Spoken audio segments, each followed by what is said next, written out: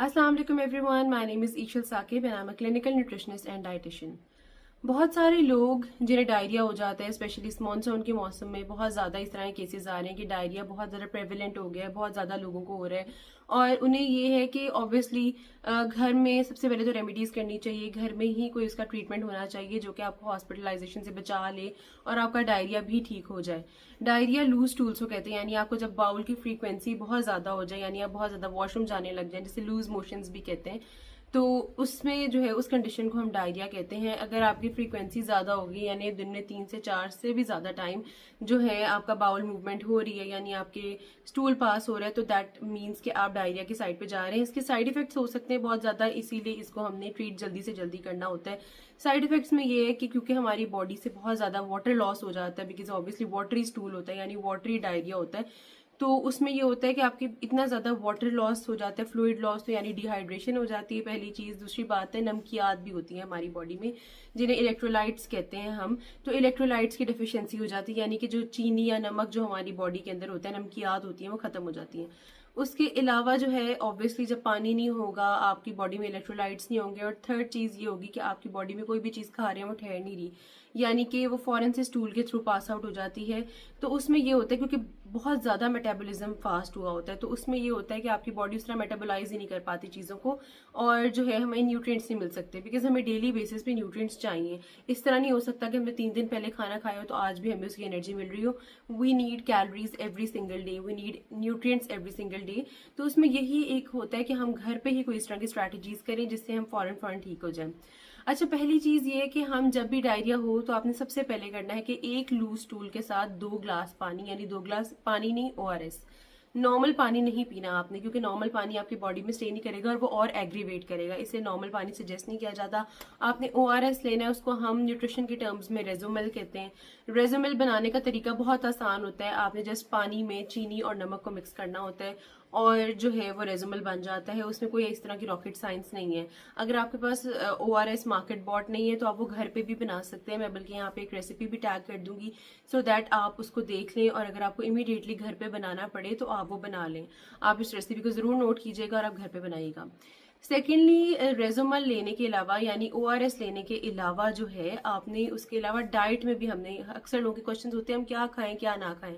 पहले तो मैं आपको बताऊंगी आपने क्या नहीं खाना। सबसे पहली बात है आपने फ्राइड चिकन नहीं खाना, आपने कोई भी फ्राइड किसी भी तरह की चीज नहीं खानी, आपने चाय कॉफी नहीं पीनी, ना ही कोल्ड ड्रिंक्स पीनी है, कोई भी इस तरह की चीज जो आपकी एग्रीवेट कर दे डायरिया को, आपने वो नहीं लेनी। आपने हमेशा कोशिश करनी है कि नॉर्मल सिंपल मील्स को स्टिक करना है। वो मील्स के ऑप्शंस क्या हैं वो मैं आपको बता देती हूँ। उसमें 5 चीजें हैं जो हमने लाजमी करनी होती हैं, और 5 ही चीजें रिकमेंडेड होती हैं डायरिया में खाना। जब आपके डायरिया के सिम्टम्स खत्म हो जाए, जब ईज आउट हो जाए, तो आप फिर ये चीजें स्किप कर सकते हैं खाना। उसमें सबसे पहली जो चीज है दैट इज योगर्ट, यानी दही। अच्छा, दही हम इसलिए रिकमेंड करते हैं क्योंकि उसमें प्रोबायोटिक होता है, वो हमारी गट के लिए बहुत अच्छा है। प्रोबायोटिक होते हैं हेल्दी बैक्टीरियाज। तो बैक्टीरियाज 2 किस्म के होते हैं, एक होते हैं हेल्दी, एक होते हैं अनहेल्दी।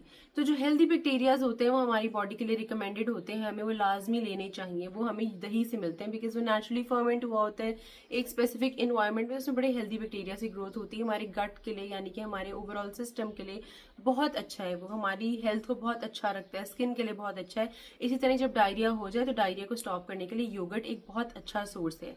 योगर्ट में डिपेंड करता है, आपने सिर्फ ये वो वाला योगर्ट नहीं लेना जो खट्टा हो चुका हो या फिर जो खराब हो चुका हो, या दूध में आपको थोड़ा सा फील हो रहा हो कि ऑफ फ्लेवर है, बिकॉज वो डायरिया को एग्रीवेट कर सकता है। आपने दही मेक श्योर करना है कि अच्छा दही हो, घर का जमा हुआ हो तो ज्यादा बेहतर है। उसके अलावा जो है सेकेंड ऑप्शन है राइस। अच्छा, राइस जो है हम रोटी इसमें अवॉइड करते हैं कम्प्लीटली।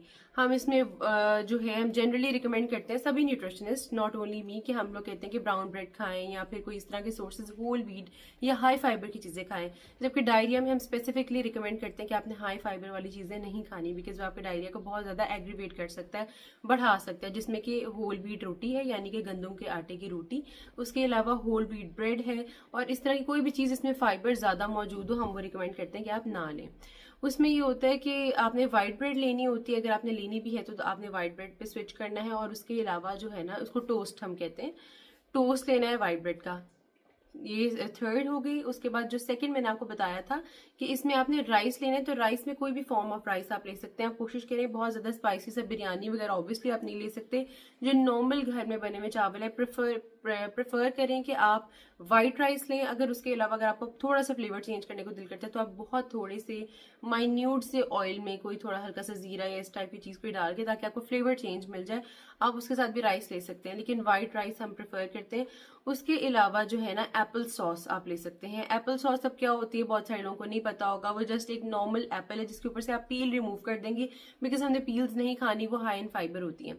पील रिमूव करके आपने इसको ग्रेट कर लेना है, ग्रेटेड एप्पल जो है वो एप्पल सॉस बन जाती है। ये सब चीजें आपने कंज्यूम करनी है। I mention this thing again कि आपने चाय और कॉफी बिल्कुल भी नहीं लेनी, वो डायरिया को एग्रीवेट कर सकती है। बिकॉज जनरली भी जिन लोगों को कॉन्स्टिपेशन होती है, उन्हें कोई भी चाय दी जाए तो उनको फॉरन से कॉन्स्टिपेशन के सिम्टम्स रिलीफ हो जाते हैं। यानी चाय जो है मेटाबॉलिक रेट को बहुत ज्यादा करती है फास्ट। तो डायरिया की कंडीशन में हमारा मेटाबॉलिक रेट ऑलरेडी इतना फास्ट होता है कि हमें और उसको फास्ट नहीं करना, हमें और डाइजेशन को एड नहीं करना, अभी हमने सिर्फ स्टूल्स को स्टॉप करने हैं। एक लास्ट चीज मैं आपको बताती हूँ जो आपने लाजमी खानी है, और ये बात तो बहुत एविडेंट है कि आपने जो है ना, ये अगर आप चीज खाएंगे तो आपका स्टूल उसी वक्त हार्ड हो जाएगा, उसी वक्त आपका डायरिया जो है वो स्टॉप हो जाएगा। That one particular food is banana.